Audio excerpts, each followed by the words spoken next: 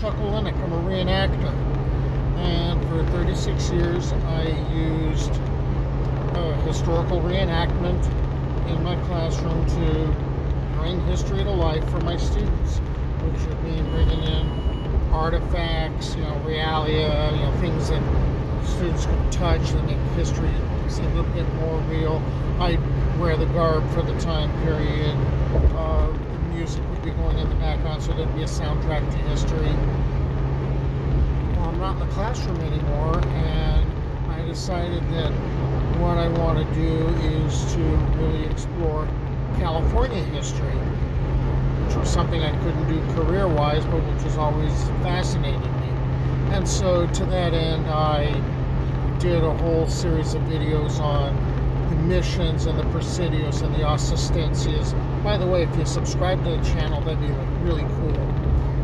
And in my research on one mission in particular, I stumbled across references to outlaws who would frequent saloons that were either built within the missions themselves or alongside the missions.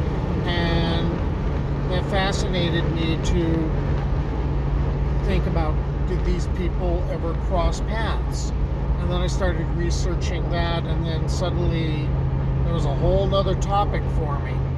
So what I'm doing now is I'm currently chasing down the trail of, or following the trail of, Tiburcio Vásquez.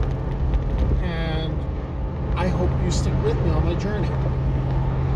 In 1870, Vásquez organized his own gang of outlaws. His lieutenant is going to be Clodovio Chavez. There was a really bloodthirsty character named Juan Soto that he recruited. Abdon Leyva, a Chilean, was part of his gang. I think part of the reason why Abdon was a part of his gang was Vásquez was having an affair with Leyva's wife, but Leyva doesn't know it. He won't know it for a while. And then there was Tomás Redondo, or Red-Handed Dick, or more commonly known as Procopio. He was Joaquin Murrieta's nephew. So this is the gang that he's kind of basing his criminal activities on. But he's not having a whole lot of good luck. Well, he ended up running into a Santa Cruz peace officer named Robert Liddell, who shot Vásquez numerous times. Vásquez managed to escape following being shot by the police officer Liddell in Santa Cruz. Tiburcio is being brought back here to be healed up by his sisters. So things aren't really going so great for him in his later years. After yet another failure in which Vásquez is wounded yet again and taken back to be nursed to health by his sisters, he hears about a wealthy cattle baron, Henry Miller, who's going to be traveling on the Fireball ferry around the San Joaquin River. And he's supposed to be like incredibly wealthy, and he's going to be having a strong box with him that has about $30,000 in it, and this is too tempting. And so Vásquez gets his boys together, and they go to where the ferry is going to land. And by the way, there's also a stagecoach stop and a hotel there, so there ought to be people around and, people to be robbed. Well, the gang shows up, they hold up the stage. Miller isn't on the stage, he isn't on the ferry. They break into the strong box. There's not a whole lot there, so now there's another failure. So now Vásquez is starting to get desperate. So now we're going to deal with what's called the Tres Pinos Tragedy, which is actually, there's a backstory to it. Now that he's failed, Vásquez needs to kind of redeem himself with his people, with his gang. And so what he's going to decide to do is he's going to rob, there's a number of places in a town called Tres Pinos.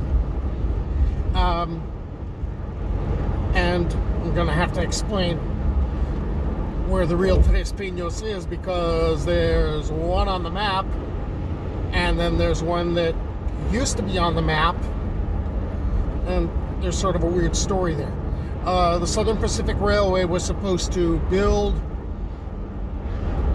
their tracks, and they were supposed to have a stop at a town called Tres Pinos.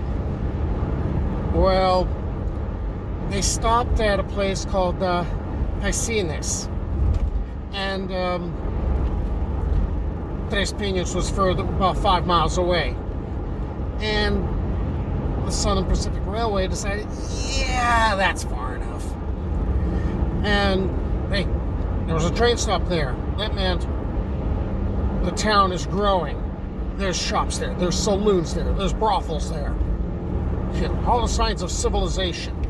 And it was decided later on, yeah, let's just swap the names of the two towns.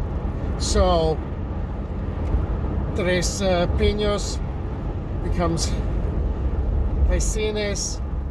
Paicines becomes Tres Pinos. And that way, basically, see, look, we made it to Tres Pinos. And, I think we're coming up on it. Okay. So Tres Pinos was founded, or it's named for, there were these 3 stunted pine trees in a dry creek bed. Okay. Following State Route 25, approximately 4 miles south of Hollister, is Tres Pinos, or the present-day Tres Pinos. And it's a census-designated place, and it has a population of about 500. But we need the original Tres Pinos, which is now called Paicines, and that's another 5 miles down State Route 25, which I thought was going to be very obvious, and it turned out I passed it when I went past, doubled back, and then I found the general store. Vásquez is looking at this as this is going to be the big score. All right, we're going to do good here.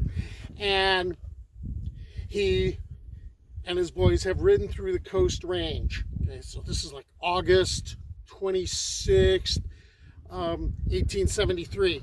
And they're looking down on the town. And they decide they're going to split up. Some of the boys are going to go hit the hotel. Vásquez was going to, with a couple of people, hit the stage. And this should all work out. It should score big. Well, as the stage is starting to come up, Vásquez recognizes one of the guys on the stage, and later says, I couldn't rob it. He's too nice a guy. I just couldn't do it to him. And in the meantime, in the hotel, things start to go south. Because one of the things that Vásquez had really stressed was no killing, no shooting. We're just going to scare these people. They're going to hand over the money. Well, it didn't happen that way. People started getting shot. There was a Basque sheep herder who came up, who was told to hold still, lie down on the ground, and he didn't understand. So he got shot. So now there's gunfire going off, and Vásquez's gang will get about $2,200 out of it, and they disappear. But now this gets him notoriety, not only through the state, but through the country. And people are starting to use Vásquez's name right up there with Joaquin Murrieta. To bridge the gap between yesterday and today, here's the general store, and around the corner are two markers, one commemorating the name change and the other marking what is considered to be the beginning of the end of the career of Tiburcio Vásquez. Again, there's too much stuff. Looks like I'm going to have to continue chasing Tiburcio Vásquez in a third video. I hope you stick with me on my journey.